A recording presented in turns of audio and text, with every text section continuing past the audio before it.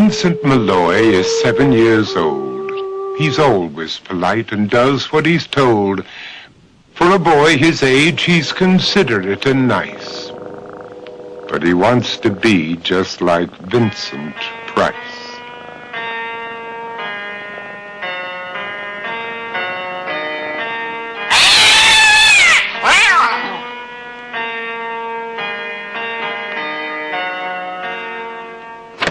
He doesn't mind living with his sister, dog, and cats, though he'd rather share a home with spiders and bats.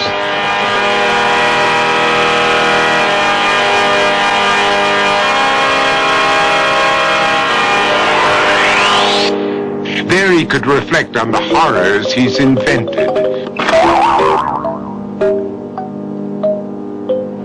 and wander dark hallways alone and tormented.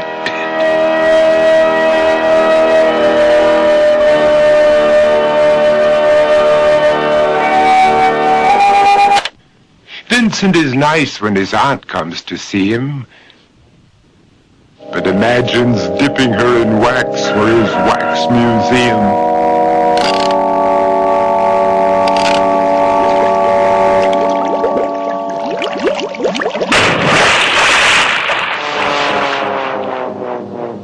He likes to experiment on his dog, Abercrombie, in the hopes of creating a horrible zombie. So he and his horrible zombie dog could go searching for victims in the London fog. His thoughts, though, aren't only of ghoulish crime. He likes to paint and read to pass some of the time. While other kids read books like Go, Jane, Go, Vincent's favorite author is Edgar Allan Poe. One night, while reading a gruesome tale, he read a passage that made him turn pale. Such horrible news he could not survive, for his beautiful wife had been buried alive.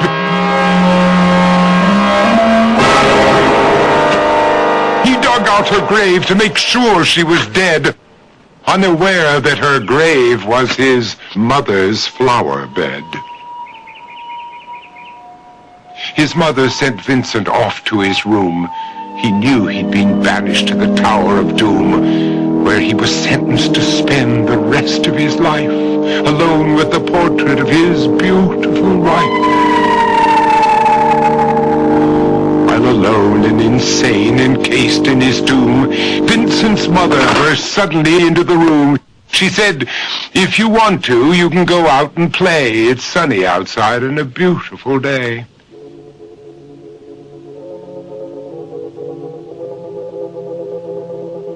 Vincent tried to talk, but he just couldn't speak. The years of isolation had made him quite weak.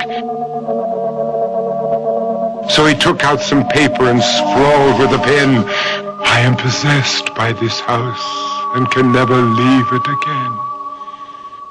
His mother said, "You're not possessed and you're not almost dead. These games that you play are all in your head. You're not Vincent Price, you're Vincent Malloy. You're not tormented or insane, you're just a young boy. You're 7 years old and you are my son. I want you to get outside and have some real fun." Her anger now spent, she walked out through the hall.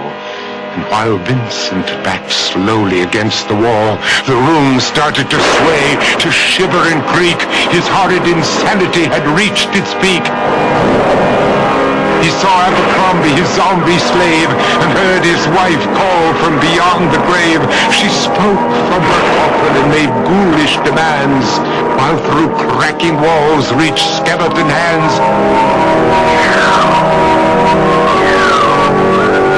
Every horror in his life that had crept through his dreams swept his mantle after to terrified screams.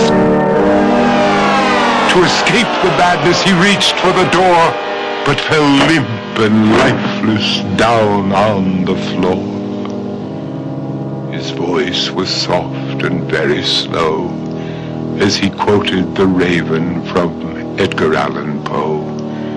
And my soul from out that shadow that that lies floating on the floor shall be lifted nevermore.